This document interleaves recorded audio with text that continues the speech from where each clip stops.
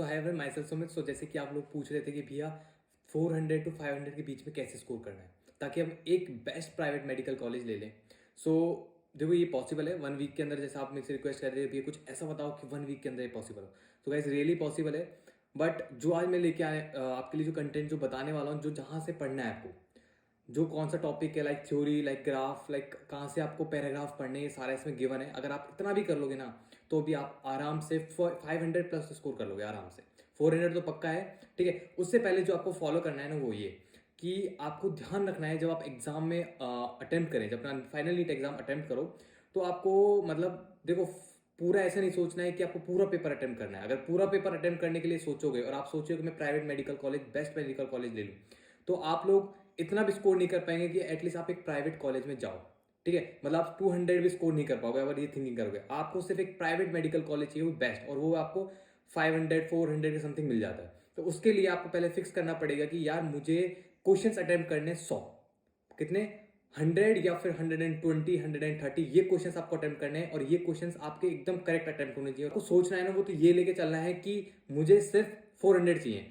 अब करना है क्या है, जब एग्जाम आप जब आप क्वेश्चंस अटेम्प्ट कर रहे होंगे तो उसमें ऐसा नहीं है कि सारे क्वेश्चंस आएंगे, नहीं, आपको कुछ ही क्वेश्चंस हैं जो आएंगे। पर आपको करना क्या है, जो क्वेश्चंस आपसे सॉल्व होते जा रहे हैं उनको पहले आपको सॉल्व करते जाना है। जो क्वेश्चन आपसे सॉल्व नहीं हो रहा है वो सॉल्व नहीं करना है। प्लीज वहां टाइम वेस्ट नहीं करना है। अगर आप ऐसे करोगे तो पूरा पेपर अटेम्प्ट कर लोगे और आराम से 120 130 समथिंग 110 समथिंग क्वेश्चन आप पूरे अच्छे से अटेम्प्ट कर लोगे, बिल्कुल नेगेटिव मार्किंग नहीं होगी, ठीक है। अब बात करते हैं कहां से पढ़ना है, ठीक है। तो पढ़ना कहां से है, जैसे कि आपको स्क्रीन पे दिख रहा होगा 400 to 500 first for private best medical college, ठीक है। तो फिजिक्स, बायोलॉजी एंड केमिस्ट्री को मैंने डिवाइड किया है, ठीक है। फिजिक्स के रिलेटेड मैंने पहले से इससे जस्ट पहले वाली वीडियो में मैंने बात किया था, बट इसमें बता देता हूँ, ठीक है। फिजिक्स को 3 पार्ट्स में डिवाइड किया है, डायरेक्ट थ्योरी एंड ग्राफ्स, ठीक है। इसमें अगर डायरेक्ट एनसीईआरटी मतलब maximum 30 question to 35 question direct formula based आते हैं, और वो फॉर्मुलेज आपके एनसीईआरटी में जितने भी फॉर्मुलेज गिवन है वो फॉर्मुलेज अगर आप अच्छे से कर लोगे तो 30 क्वेश्चन तो आपके ठीक हो जाएंगे, ठीक है।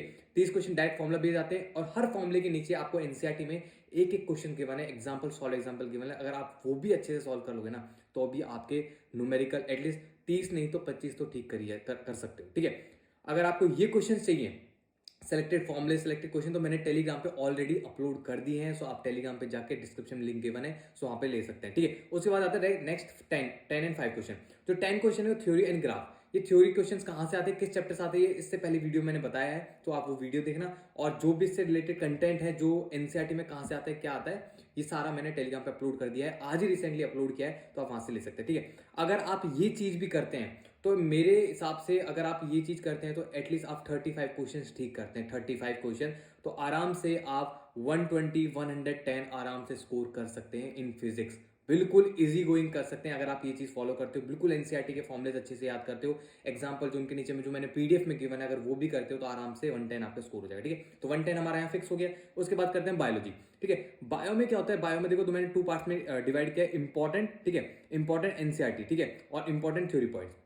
Important NCERT, important theory point जो भी डिवाइड किया था मैंने, सब डिवीजन किया था, वो मैंने ऑलरेडी टेलीग्राम पे डाल दिया है, पीडीएफ में डाल दिया है, मेरे टेलीग्राम चैनल पर आपको वहां पे मिल जाएगा, ठीक है। उसमें इंपॉर्टेंट एनसीईआरटी, अब इंपॉर्टेंट एनसीईआरटी जो मेरे पीडीएफ है उसमें जो मैंने डाला है वो क्या है, टेबल्स है, इंपॉर्टेंट टेबल जो एनसीईआरटी में गिवन होती है, जो आपको आपको करनी चाहिए, जिनमें क्वेश्चन आते हैं, हर साल पूछा जाता है, बट बच्चा तो कंफ्यूज ही रहता है कि यार क्वेश्चन बन के कहां से आ गए, क्योंकि वो टेबल्स वगैरह इनको इग्नोर करते हैं बच्चे। लाइक डायग्राम, डायग्राम के नीचे थोड़ी थोड़ी कुछ लिखा होता है, छोटा छोटा, लाइक फिगर पॉइंट समथिंग ये लिखा रहता है, तो बच्चे कैसे इग्नोर करके चलता है, तो क्वेश्चन वहीं से बनते हैं। तो आपका टेबल हो गया, डायग्राम हो गया, रिएक्शन जो भी इंपॉर्टेंट रिएक्शन है सारी मैंने पीडीएफ में डाल दिए हैं, एंड इंपॉर्टेंट पैराग्राफ, जो भी इंपॉर्टेंट पैराग्राफ मेरे को लगता है कि यार ये पैराग्राफ बच्चा मिस करता है, इग्नोर करके चलता है, वो मैंने सारा डाल दिया ताकि आप एटलीस्ट वहां पे बहुत अच्छा स्कोर सके, ठीक है। उसके बाद आता है इंपॉर्टेंट। अब देखो मैंने यहाँ पे एक ओवरव्यू दे दिया, टेबल का दे दिया, डायग्राम का दे दिया, रिएक्शंस का दे दिया, एंड देन मैंने इंपॉर्टेंट पैराग्राफ्स का। अब बात करते हैं भैया थ्योरी का क्या करना है। थ्योरी के लिए देखो, थ्योरी के लिए आपको स्क्रीन पे दिख रहा होगा, थ्योरी के लिए मेरे पास एक बुक है, एलन की एनसीआर होती है, ठीक है। इसकी पीडीएफ आपको आज ही मिल जाएगी मेरे टेलीग्राम चैनल पे। ये एनसीआर एक ऐसी बुक है, अगर आप इससे पढ़ लेते हो, पढ़ने में कितना टाइम लगेगा भैया, पढ़ने में आपको इसको 1 दिन से 2 दिन लगेगा। अगर आप पढ़ते हो ना पूरा, 1 से 2 दिन में आप पूरा पढ़ लोगे, ज्यादा ज्यादा अगर बहुत ज्यादा डेडिकेटेड हो तो आराम से आप 1 दिन में पूरा कंप्लीट कर लोगे। ये एनसीआर बहुत पतली बुक है, बहुत शॉर्ट बुक है, एक शॉर्ट नोट्स टाइप में है, एनसीआर की पूरी कवर है। मैंने खुद ने इसे पढ़ के 310 स्कोर किया था, इसे पढ़ के 310, तो आप तो कर ही सकते हैं, बहुत अच्छा है, थ्योरी आपका यहाँ पे कवर हो जाएगा, ठीक है। तो मैं मान के चलता हूँ कि बायो में जो मैंने बताया है इसमें आप 280 स्कोर कर सकते हैं आराम से, कट पिट के आपके नेगेटिविटी हटा के मैंने 280 फिक्स करके रख दिया है। आप 280 यहाँ पे इजीली स्कोर कर सकते हैं अगर आप ये कंटेंट करते हैं। उसके बाद देन आते हैं हम केमिस्ट्री। केमिस्ट्री को मैंने 3 पार्ट्स में डिवाइड किया, फिजिकल, इनऑर्गेनिक, इनऑर्गेनिक, ठीक है। फिजिकल कहाँ से पढ़ना है? फिजिकल में जितने भी चैप्टर्स हैं एनसीईआरटी में, जितने भी फॉर्मुलेज गिवन है, वो फॉर्मुलेज आपको सिर्फ रट लेने हैं और उनके नीचे जो एग्जाम्पल है, सॉल्व एग्जाम्पल, वो कर लेना है। इतना भी कर लोगे तो फिजिकल के मैक्सिमम क्वेश्चंस ठीक हो जाएंगे। और इस टाइम पे जितना आप पढ़ोगे, जितना ही फॉर्मुलेज को रिवाइज करोगे बार बार में, उतना ही मेमोराइज रहेगा बहुत ज्यादा, और इतना ही बेनिफिट होगा आपको। उसके बाद आते हैं इनऑर्गेनिक। इनऑर्गेनिक में आता है कि भैया इनऑर्गेनिक में क्या करें? इनऑर्गेनिक में एनसीईआरटी एग्जाम्पल जितने भी सॉल्व है वो करने हैं। सेकेंड, आपके टेक्स्ट क्वेश्चंस हैं एनसीईआरटी के पीछे, टेक्स्ट क्वेश्चंस गिवन है जो आपको करने होते हैं, जिनका सॉल्यूशन नहीं गिवन होता है एनसीईआरटी में, वो टेक्स्ट क्वेश्चंस आपको करने हैं। वो टेक्स्ट क्वेश्चंस आपको करने, खुद को सॉल्व करने, उनको सॉल्यूशन चाहिए तो वो आपको मिलेगा एनसीईआरटी एग्जाम्पलर में से। तो एग्जाम्पलर होती है एनसीईआरटी एग्जाम्पलर। इनऑर्गेनिक के लिए एनसीईआरटी एग्जाम्पलर गीता है, ठीक है। सो ये आपको बहुत अच्छा स्कोर करा सकती है। वहां पे जितने भी एनसीईआरटी एग्जाम्पलर जो क्वेश्चन है, टेक्स्ट क्वेश्चन, वो भी सॉल्व करोगे तो आराम से हो जाएगा। उसके बाद है भैया थोड़े और क्वेश्चंस बताओ। आपने 12th बोर्ड के लिए प्रिपरेशन किया था तो आपने कोई रेफरेंस बुक ली होगी, ठीक है। उस रेफरेंस बुक में कुछ एमसीक्यू क्वेश्चंस वगैरह होंगे, वो एमसीक्यू क्वेश्चंस वहां से प्रैक्टिस करने, लाइक हर चैप्टर के 10 से 20 क्वेश्चन प्रैक्टिस कर लो। इस टाइम पे बहुत है, मोर देन इनफ है। आपकी जो बोर्ड लेवल की जो रिफ्रेशर बुक होती है वो आपको मोर देन सफिशियंट है, आपको नीट एग्जाम में मैक्सिमम क्वेश्चन सॉल्व करवा देगी, और आराम से आप इनऑर्गेनिक के मैक्सिमम क्वेश्चन को अच्छा सॉल्व कर दोगे, अच्छे से सॉल्व कर दोगे। देन इसके बाद आते हैं ऑर्गेनिक में। ऑर्गेनिक में क्या करना है? ये ऑर्गेनिक में भी यही करना है, एनसीईआरटी के जितने भी सॉल्व एग्जाम्पल है सबको अच्छे से प्रैक्टिस करना है, बहुत अच्छे से। सेकंड, टेक्स्ट क्वेश्चन को सबको सॉल्व करना है। थर्ड, बोर्ड लेवल के एमसीक्यू क्वेश्चन, बोर्ड लेवल के लिए जो रेफरेंस बुक आपने ऑर्गेनिक इनऑर्गेनिक के लिए जो फॉलो की थी, वो वाली बुक को उठाना है, उसके एमसीक्यू दोबारा सॉल्व करने, दोबारा लगाने।